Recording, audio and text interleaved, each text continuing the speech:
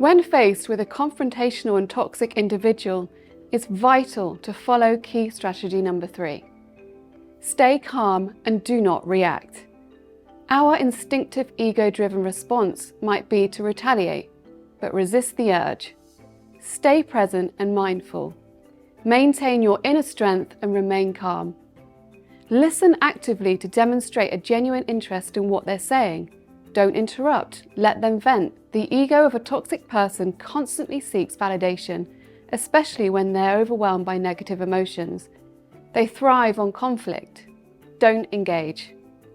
Often the toxic individual isn't looking for real solutions.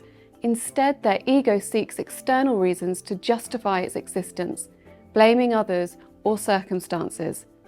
They're controlled by their ego, and until they confront this inner darkness, their toxic tendencies will persist. By not reacting, by keeping cool and keeping an emotional distance, by saying nothing while the storm rages, we take the wind out of the sails of the other's ego.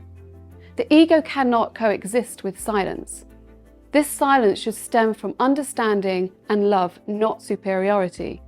When dealing with toxic individuals, it's essential to remember they're in the grip of their ego, often unaware of their actions. When dealing with toxic behaviour, address the behaviour and not the person. Distinguishing between the two can provide a foundation for healing and understanding. Studies have shown that managing emotions in times of stress and remaining calm under pressure distinguishes the most effective performers in every walk of life. This is an essential quality of leadership. It engenders trust, builds confidence, and creates loyalty, enthusiasm, creativity, and alignment. It is also a quality that keeps stress under control and promotes mental stability and health. It is important to keep in mind that self-management never means accepting anything that is unacceptable or violates your principles, nor does surrendering mean giving up or avoiding standing one's ground. After the storm has passed, you will have the opportunity to make your position clear. Up to this point, we've spoken of staying calm, but as you know only too well, this is not always easy. We're now going to share with you a practical exercise that will help you to remain calm and stay in your peace, even in the most stressful of times.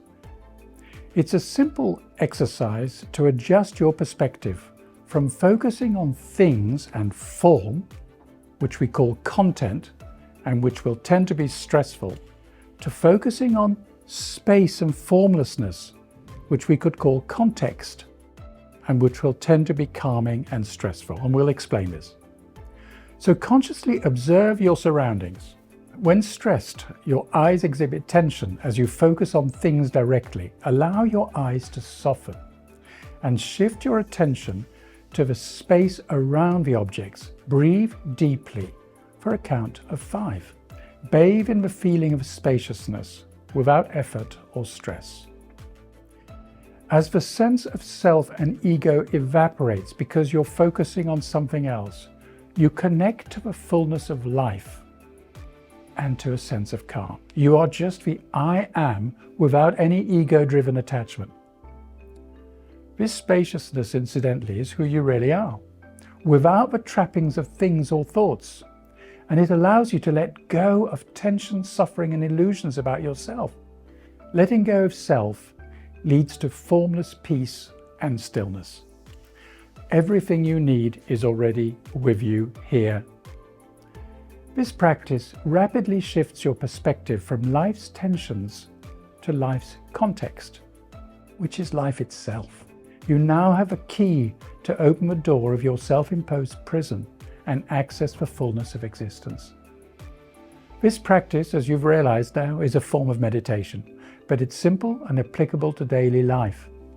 It equips you to deal with life's toxic challenges more easily, and you'll find it'll enable you to keep calm and avoid premature reaction in the face of any toxic onslaught.